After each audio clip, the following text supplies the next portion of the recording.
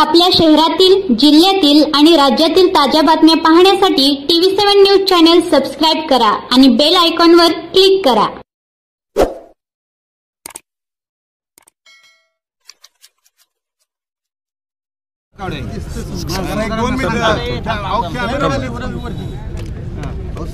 ही बातमी समजल्यानंतर राज्याचे मुख्यमंत्री सन्माननीय देवेंद्रजी, या जिल्ह्याचे पालकमंत्री सन्माननीय जयकुमार गोरे साहेब, सन्माननीय सतेजजी पाटील, सन्माननीय रोहित दादा आणि माझ्या विधिमंडळातल्या सहकाऱ्यांनी कैलास दादा असतील,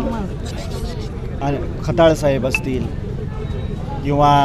अभिजित आबा असतील, उत्तमराव जानकर असतील, समाधान दादा असतील, कल्याण शेट्टी असतील, या सर्वांनी, परिचारक मालक असतील, या जिल्ह्यातले सर्वच नेते मंडळी, सर्व पक्षाच्या नेते मंडळींनी फोन करून निषेध व्यक्त केलेला आहे आणि आम्ही आपल्या कुटुंबासोबत आहोत असा आम्हाला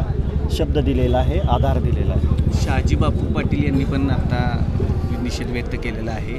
आणि सर्व स्तरात नाही होतोय की एकंदरीत जो समाजात मेसेज जायला पाहिजे होता तो गेलेला आहे की अशा प्रकारची घटना घडू नये। कारण निश्चितपणे सर्व पक्ष, सर्व जाती धर्माची लोक आता आपण पाहिली तर मोठ्या संख्येने उपस्थित होती। त्यांना कोणी पैसे देऊन बोलवलं नव्हतं, कारण त्यांचं हे दैवत होतं आणि ज्या घरामध्ये दैवत राहतंय त्या न्याय मंदिरावरती असा हल्ला, भले मी म्हणेन की चुकून कुणी केलं असेल तर अशी चुकीचं कृत्य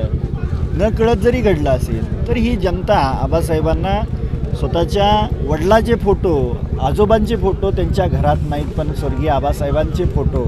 त्यांच्या घरात देव म्हणून ठेवलेले आहेत, त्यांच्या देव्हाऱ्यात आहेत आणि असं कृत्य या देव माणसाच्या कुटुंबावर, ते फक्त आबासाहेबांचं घर नव्हतं तर ह्या सर्व तालुक्यातल्या गोरगरीब जनतेचं घर, हक्काचं घर होतं। या घरावरती